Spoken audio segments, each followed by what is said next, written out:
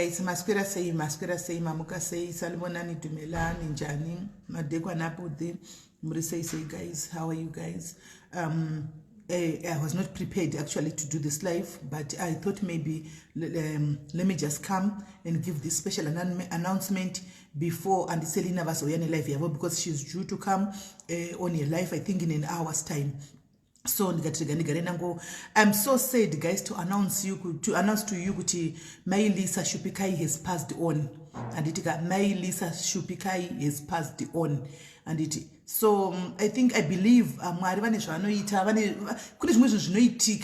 panguva yemunhu anenge achirwara mune marongero amunoita sevanhu vane nyama vanenge varipo muchiti dei zvinhu zvadai dei zvikadai but zvotadza kuita saizvozvo because Mwari vanenge vane chinangwa chavo vanenge vachiziva zviri kumberi zvamusingazivi isu zvatisingaoni isu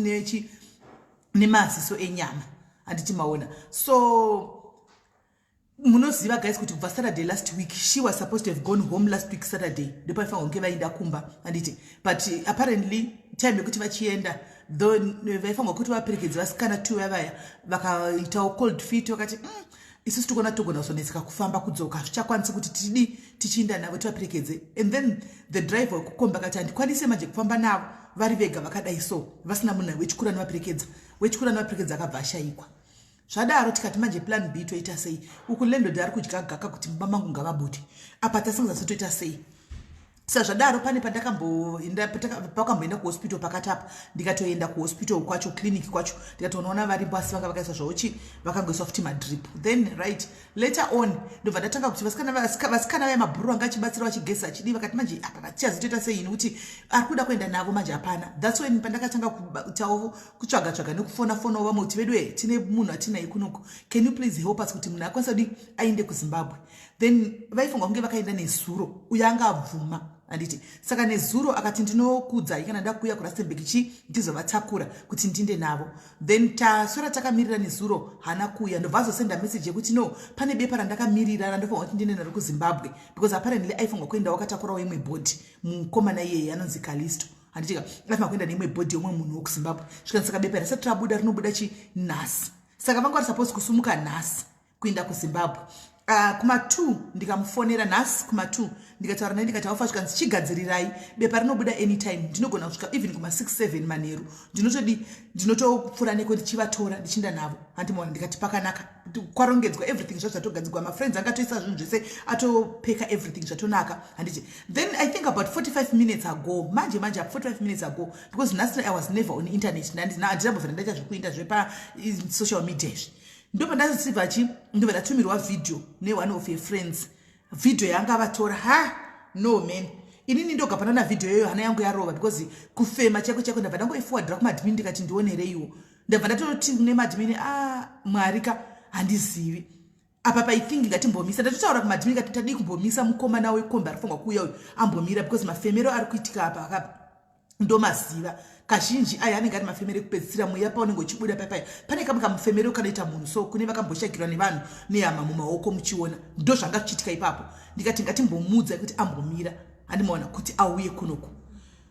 tiri kutodaro papaya handiti tora nevasikana vavanga variko vachiti zvaoma ndikatifonerai ambulance kanzi notatofonera ambulance iri kuuya kubva ambulance time yafonerwa up to nanhasi zvokuti as I'm speaking to you right now vachiri mumba mavo muya vasati vatorwa ambulance yafonerwa yasofonerwa kudhara ambulance haisi kuuya hapana chavanofanira kuita vasikana vedu yahamaka musaomeserewo shamwari kana vanhu vanenge vazama kuitawo mwoyo wakanaka please musachikumbiro regai kuomesera vanenge vari paground just because imahamupo hama ndeyenyu handiti ava vanhu vanenge vachingobatsirawo zvino mukaita kuti vaite everything movasira zvese everything mumaoko mavo and then motofuratira hazvina kids right now vashamwari dzavo dzakadzisa shamwari dzavo idzi vangove stuck right now havachazivi kuti voita sei nokuti pachauya mapurisa ida kudeclare munhu handiti ambulance yapamwe chazoya yoda kudeclare from there havachazivi kuti what next step to take handimaona because zvinenge zvakuda we hawo ukama pakati kuti poitwa sei but zvisinei ndataura nedzimwe hama vakati vachaita meeting yamanheru but pachiitwa meeting right now bhodhi inenge ichida kubviswa mumba handiti ende kumuchari kuno South Africa zvavanoita manje kumuchari kwamunenge matoendisa ikoko handimaona vanenge kuti titatobata bhodhi tisi tichatoviga munhu ushu vanenge kutochaja mari dzavo tita maposition avo saka kuti muzoendesa bhodhi kune pala iyi muzoti tawana kumwe takutora vanokuchajai Animaona imari inenge kuzobviswa ubvisa ukumari wosiya ukuodai saka pakatoita sokuti omei papa patoomera vanhu handimaona saka ndani chingokumbirawo kuti kana pane zvinokwanisa kuitika veukama nguva ichiripo itai muti kurumidze kuitira kuti ava vari paground right now vaone kuti voita sei because vanopesera vava vasingazazivi vave stuck and remember apa pamunhu ari kuloja landlord agara achiramba munhu ari mupenyu chiimajinai vanhu vemuno vane mabeliefs ava akadhakwa vanofunga kuzoti paitika chiitiko chakadai vanenge I can imagine kuti zviri kutofamba sei ikoko na landlord yei antimaona Portia, we can't rush to do that without the Hamas ningikiri approval. And we cannot go around asking kuti yaimubvise body pasina approval yehama. Zvakuda pane isusu sevanhu pane patinoita zvinhu kugumira tomirira hama dzopindira. Anditika hama ndodzizopawo direction kuti zvidai. Anditi isusu sevanhu vanenge vachibatsira pane patinogumira mukadzvisa ipapo munenge mabatsirikana. Andika kutika mukanzwisa ipapo tinenge tabatsirikana. Hama right now ndo dzafanonge dzichigara meeting yavo dzopawo go ahead yekuti chibvisai kana muine vari padhuze vamunofungidza kuti vanogona kutora bhodhi itai kuti vaendeko kuitira mangwana zvisanetsa zvenyu zvokuti munongoya pano muti ngatipei more boys atibatsira tiitire bhodhi munhu hamusi paground inini hama kana dzizoedzoya nedzimwe statement zvinosarira isusu kunoko imi hamusipo paground mangonyora mucomment section maenda and tinomihama ndidzo zinofunga kuti tikazapinde nompino ndozvati kuti mbomira izvo zvokuti kwanzi chichi tinozviziva kuti tina more boys mudiaries pano we know but I am telling you right now ngati mbomira izvo kuti ninge adai haisi hama yako kana kuti yangu anditi hadzisi hama dzenyu kana kuti hama dzangu anti munhu uya nehama dzake let's wait for instruction yehama kuti hama vanoti chi pamwe vane zvavanoita munhu asati aiswa kumochari isa hatizivi tomhanyira kuti yaimubvise mutore animaona zvozotidzokera pamberi chimbomira kunongedza masta urino kuti moboys anga aripo handizivi this guy wandakanga shaura naye yakafa kumugamuchira Kalisto ndakatomurifeiwa nani naivo moboys mukova moboys pandakabvunza kuti ndipewo munhu ari kuenda kuZimbabwe anybody wamunoziva vakandipa nhamba dzemukomana iyeye antika saka ndo vakanga vandirifeya kuthat guy iyeye wandandichidhila naye ushu handimazviona saka we know kuti more boys is there and but the reason why tisiri kuenda kuna more boys right now is because we need to go ahead from hama nekunzwa kuti hama dzinofungei panyaya yakadai saka ngatisamhanyirirei hama mberi ina kuti ndikuzivisei sevanhu nyaya yakamboya pano semunhu wamakabatsira mai ava handiti kuti ndikuzivisa kuti aiwa vazoshayika chete ndozvandakuya ndikuzivisei zvezvimwe kana pane zvimwe urongwa hunenge uchizoitwa ndinenge chizokudza kuti hama dzati zvakati nokuti vambotaura neni hama dzacho manje ndikavati saka poitwa sei vakati hapana chato vanokwanisa kuti vaitewo vakamirira vana bhudhi vakuru saka vachaita meeting yavo manheru saka ndopatagumira ndopatakangomirira ipapo pameeting wemanheru kuti kana woitwa but now my worry is meeting uchizoitwa manheru uyu avanenge vachingori mumba here ndopane wari yangu ipapo kuti vanenge vachingori mumba here pakadaro ndopanongori newari yangu but anyway rikaitidi timire because hatidi kuomeserawo zvakare mukoma moboys kuti tovapato yamutore votora voendisa handitika and then later on hama dzaidzoramwa kune vamwe vagara vakatora mumwe variko kwamukoma moboys mukoma moboys atochati vodini vanhu ivavo towedzera namba hatidi kudaro handiti tatitei zvinhu tichifunga sevanhu vakuru saka ndo meseji yandandati ndiuye nayo handitika muzive kana paine humwe urongwa hunenge uchizorongwa kunenge uchizonzi ngauitwe so ndinenge ndichikuzivisai for now takatomirira kunzwa kuti hama handiti dzinoti kudii handitika kana masuggestions tiri kumada guys chazoya chikuti toita sei apa for now ndandaya kuzokuzivisai chete masuggestions imbomirai nawo because pari kuda hama first vachida masuggestion munongoya moziva wandichiya pana ichitotaura kuti guys toita sei apa ndinotokubvunzai kuti guys apa ndopatiri apa what do we do toita sei ndinokubvunzai munochiziva but panguva ino iyi hatisi kuda masuggestions takamirira nangokupai chiziviso chekuti ndo zvaitika amailisa shupikai hakusisina anditi as we speak asati atombotorwa kana tomirira hama tomirira takadaro tozonzwa kuti hama dzinotaura kuti chikudii handimoona saka ndozvanati ndidii ndikuzivisei anyway tongoti kumhuri yekwana shupikai varipo zvavo pano vachinji vanenge vakatarisa ndozviziva nyaradzwaiwo mucheme netariro anotanha ruva rake ndimwari handiziviwo kutanha mwari ndiro mwari vanga varwadziwa ini kwandiri nditoti hangu vasorora zvandakaona vanga vachiradziwa Febi ndozvandiri kubva ndataura Febi ndozvandiri kutaura kuti ndataura zvese ndabvunza zvese vakati havakwanisi vanomirira hama dzimwe usiku anditi ndozvandataura kunga ndataura wani ndoramba nchimbodzokorodzawo mani madhairis musadaro so ndataura wani kuti pane hama dziri muinbox mangu dzataura neni ndikati saka todii vakati aiwa ivo havana chandikwanisa kutaura right now votomirira vana bhudhi vakuru zvandataura wani Lisa ndamuudza zvakare ari kuzviziva. Lisa knows, ndamutaurira. Lisa knows ari kuzviziva. I think ari mukati menyimomo Lisa ari kuzviziva. Saka tamirira kunzwa kuti chii chiri kuita sei.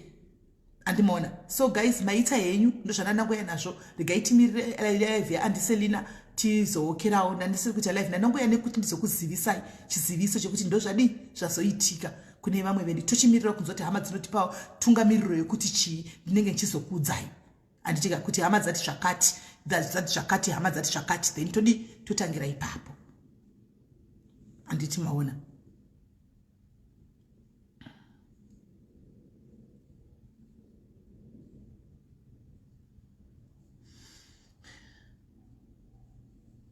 Pane comment yemunhu ndiri kutsvaga apa yandaona ino wanoda kuti ndimboti bombe imbichana. Iripi comment iyi? Hatikwainda uchitaura uchidi aripi mina inimoni.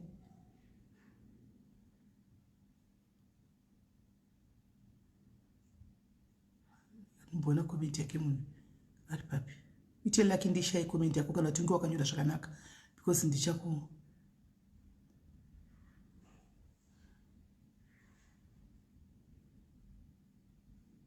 hanzida uchitaura mashoko akadaro anofara nei handisi kuzoti ari kureva hana yake. Okay, handisi kuziva kutaura mucomment section. So guys, ndo zviripo anditika hama chema ine tariro ndo zvatovepo muridzi wenyika atana. Munoona ndo paya pandozotaura mashoko ekuti paya garai makagadzirira. Handiti chigarai makagadzirira muzivi nguva nemisi. Hatizive nguva nemisi kuti chii chinoitika rini kana kuti rini. Zvaita kumunhu anga ava vatungamira munhu anga achirwara. Chigaya guys kuti kuno munhu asiri kurwara right now. Hatizivira vatu mangwana redu is not guaranteed. Hatizivi. Saka ndo paya patoti chijoinai mafuneral policies guys. Joinai mafuneral policies kuti panguva dzakafanana neidzizi vanhu vanenge vachitoziva kuti no ane chikadhi chake chepakati. Handitika whether hama dziripo hadzipo pagara panenge pane funeral panenge paine funeral policy iripo obvious ndivanotongotora munhu wodi voisa kumochari. Saka zvodzokera paya pandinotaura nguva dzese guys ndichiti funeral policy yakakosha. Handitika funeral policy yakakosha. Joinai mafuneral policy akawanda aripo. Handiti moboys ani yake yakavhura and you feel very free kuti ndoda kunojoina mukoma moboys, go and join. Handika chakakosha kuita policy ndocho chakakosha. Kuita policy ndocho chakakosha. If you feel like kuda kunojoina nyaradzo, go and join as long as kune policy. If you feel like kuda kunojoina doves, go and join. If you feel like kuda kunojoina zororo pumulani, go and join. Chikuru kuita policy guys. Itai policy dziriko idzo dzana mukoma mobe dzakachipa zikunzi 99 rand. Antimaona ameno kuti package vanhu vakana nchazi yangu I've lost track of it, but I think it's about 8 people also. Handitika moyo wako chikuza kuti ndoda kunojoina apa enda unojoina. Moyo wako chikuza ndoda kunojoina apa zororo enda ipapo. Moyo wako chikuza ndoda kunojoina panyaradzo enda ipapo. Chikuru kuita funeral police guys. Joinai ma policies aya. Upenyu hausi hwedu, upenyu ndewa Mwari. Upenyu ndewa Mwari, azvisi zvedu izvi. Asi zvedu upenyu ndewa Mwari. Chagawo pekuti uzendamire. One day unozoti washaikirwa madhairies ana kana sent. Handika havana kana sent unotoora uri kumochari. Iside kuti zvako zvakarongeka ndakakudzenga ndizvinani uye pana pacharati vedu wendi uchago 100 rand yekuti ndinobhadhara funeral policy yangu ndashotegwa. I think kune chito mna anogona tobuda chiti arika ndikubhadhara 4 months in advance because chinhu chinobatika chinhu chinoonekera kuti you are trying kuti ugadzisira mangwana rako. Hanimona than kuti uye uchiti ndokumbirawo mari yekutenga keke birthday. Come on guys, kati joinei ma funeral policies aya. Kati joinei anzelisa ana kuzombodi nauzomo. Mamwe mashoko anototadza kuti upindure guys. Mondiregera nda break fasting na 6 manje saka ndanda kunzanzana ndambovira dacha ndanchidya ina ndichikafu chakapora tonodzosegwa microwave yamutore muzosera microwave muise patiri chinyatso kupisa kuboila futi panyuwani yamutore animaona. Saka guys ndozvandati tingoudzana. Joinai mafuneral policies. Joinai iyoyo Great Hope yamukoma more boys. Great Hope joinai Great Hope. Joinai Great Hope. Joinai Great Hope. Handitika joinai as long as muchiziva kuti munongobhadhara mari uya tikailisa murodhi tikuzati hakusi kufambika guys. Murodhi hakusi kufambika. Murodhi hamusi kufambika guys. Even muno muarea kungobuda kutendera munomu masoja akadya gaka pose. Saka Lisa wacho ndoshiya kuti aizofambawo sei kubva kuDurban iko kuchinzi no inonzi province to province traveling aizofamba nepai Lisa wacho vedu zvimwe zvingatege kungoblema mwana uyu anonzi Lisa aifamba nepi ende ndofunga she came on live akatsanangura situation yake inove yatakanzwisisa tese pano antimaona ngatirege panguva ina isinya yekuti tirasirane mhosva kuti ndingazofara ndingazodai ingo yekuti tibatsirane pamwe chete andika tingobatsirane pamwe chete tione kuti hama yedu iyi amai ava vakanga vambouyawo pano padiaries vadi vangova vachengetwa mune zvakanaka rondo rwamazuva ekupedzisira ndororo rekupedzisira vari kufambawo zvakanaka chete antimaona ngatiregei kungotsvaka mashoko pasina mashoko anofanira kunge achibuda handiti ndo zvandangoti ndidi ndiuye hangu nditaure pano asi ndichikozokupai feedback vedu joinai iyo Great Hope iyi yamukoma moboys joinai inini hangu panguva ndinoti joinai yaunohwa kuti mwoyo wako wakuudza handitika mwoyo wako wakuudza kuti ndanojoina apa inda ipapo ndoita kuti mangwana ndikakuti joinai iyi mangwana mune system kaime kudzoka mituka simeli ndimakazodai pakazoitika zvinoitika saka ndoti kunoti mwoyo wako joina kune Great Hope kune nyaradzo kune Doves kune Zororo Pumulani dzatoziva idzi foids chakao the cheapest ya moboys yakachipa 99 rand 100 rand per month handika koitawo iyi amenoti mari amenoti nyaradzo asandanyatso nzwa zvangu zvakazara kuti nyaradzo imari handimaona hasandanzwa Zororo Pumulani I think it's yakwira iko zvino yatopinda kuma Zororo munongokwidzawo zvinhu zvenyu zvisina kana order vane Zororo Pumulani time chitikwanirawo makwidzira munozoita hasiriwo uya muntu amunozokwidzawo muchiita but anyway kune Zororo Pumulani iyoyo ndofunga yakuita kuma 200 and something iko zvino handimaona then ikoita the cheapest pane dzese ndiyo Great Hope. Great Hope is the cheapest pane dzese ye 100 rand. This is the cheapest. Handimaona ndiyo the cheapest right now. That is the cheapest right now. So guys, maita yenyu handitika mara kuitira zvakanaka tosangana zvakare kana paine mamwe announcements aripo iko zvine zvirega itipe nguva kuna anti-Selina vari kuuya vane futi a special announcement yavanayo vane futi a special announcement yavainayo vane a special announcement yavanayo handitika so munogona kundanodi kanzi mukuru 50 rand per month mukuru yacho inodhilana yatiizivi mukuru isu mukuru ine funeral policy satamboinzwa kudai iri kwayo satiizivi isu mukuru handizivi toziva Zororo inongokwidzawo handiti tatakaijoinawo kudharadhara Zororo iyo idavsika Zororo idavs handinoziva tatakaijoina kana kune iya inonzi Moonlight zvakare kune iya inonzi Moonlight but handizivi hangu nezvayo tatakaijoina kudharadharawo before zvese zvana chichi tatakajoinawo iyoyo saka tongoona vachingokwidza tongoti vanozviita seiko hanzi kune Moonlight zvakare Moonlight iriko futi zvakare handika asi Great Hope kandiya moboys mumwe wedu Great Hope ndiya moboys kamumwe wedu ka support aika hanzi kune Kings and Queens 80 rand inoenda kuziye kuZimbabwe re Kings and Queens yacho ndiye kuZimbabwe Kings and Queens inandizivi ndongosadza Great Hope nenyaradzo nezororo hanzi Zororo nyani aiwa 89 rand ekupiko Zororo yacho ndibatira mari mu account nezuro 280 rand ini yangu Zororo 280 Zororo 79 rand ndeyekupi ini zuro vakatobva kundibatira mari mu account zuro because yangu debit order 280 rands Zororo 79 rand amukutora ndeyepi ingotsvagai paunoona pakadi panokuitira zvakanaka handiti paunoona paunoda mojoina Great Hope kana kuti Queens and Queens kutaurwai kana kuti Moonlight kana kuti inonzi nyaradzo yamunoda handitika iyo Great Hope ichiripo isati namboti musanojoina kwamukoma moboys muzvizive zvatinabva takakudza tisajoina kwamukoma moboys indai takati kwamukoma moboys isu tisi tikuita communication breakdown because tine chida zvinhu zvokuti mangwana hamuzodzoki bheki kuda inyaya dzemari iri involved kapa imari dzenyuka idzi ndaikuudzai kuti hatidi mangwana zvoti muzodzoka muchiti SIS MELLY takazodai zvinhu zvadai ndosaka ndaiti aiwa isu side kwedu hatina problem kana whatsoever namoboys problem yedu yanga iri pacommunication takakuudzai kuti zvanhu zvaida kuzikamwa nevanhu havakupi mhinduro but funeral policy iripo yeGreat Hope problem yedu was communication ichiita kuti skills dzecommunication dzeda kuti improve yapa nokuti unogova tsvaga 100 hauvawani varipo zvavo online havakupindure wakuda anoona asi Great Hope iripo so joinai Great Hope itai zvavanoita isai nhamba vanochitarisa kutevererai vachidaro handimazvona vachitevera chidaro because nechisikati mangwana muzoya muchiti SIS MELLY handimazvona right saka ndo nyaya iripo handizivi handidi kutaura zvana mukuru handidzizivi ndofunga kuti vanozongosiyana handizivi amen hanzi mukoma mogozi thank you salunkomo thank you ndo panenge pacall center apa call center apa ndo pane nyaya ipapa zvokuti vakanguti gadzisira ipapa kuti each time ukaona tavafonera kudai vanhu vachida kuti mukoma mobhozi kudai ngavabate foni kana kuritena macalls handimaona so that is chinenge chiri zvokuudza vanhu kuti aiwa pane zvakati chiri pakaita machallenges chaiwo avanoita I understand kuti vanenge vane machallenges dzimwe nguva vanoitawo vanofana kuti vatrusteka munhu unenge vachishanda naye kuti aiona iko zvinhu zvakamira zvakadai pane challenge yakadai so that we come and give feedback to people animaona kuti vanhu vasazoramba chingoti kuna SIMELLY because inde ndapanguva yakaoma manje SIMELLY WhatsApp inenge yada izvi SIMELLY ini mhinduro ndendisisina hapana wandiri kukwanisa kubata mhinduro handichina ndoshaya kuti ndodii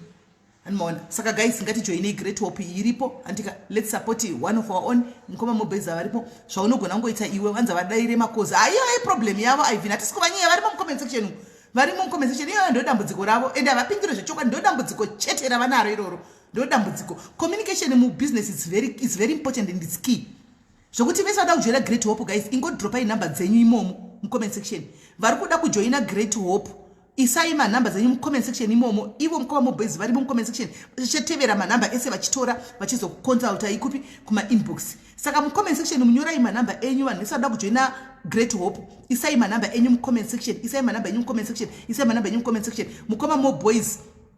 vachadii vachazouya ivo vachitora manhambas aya handitika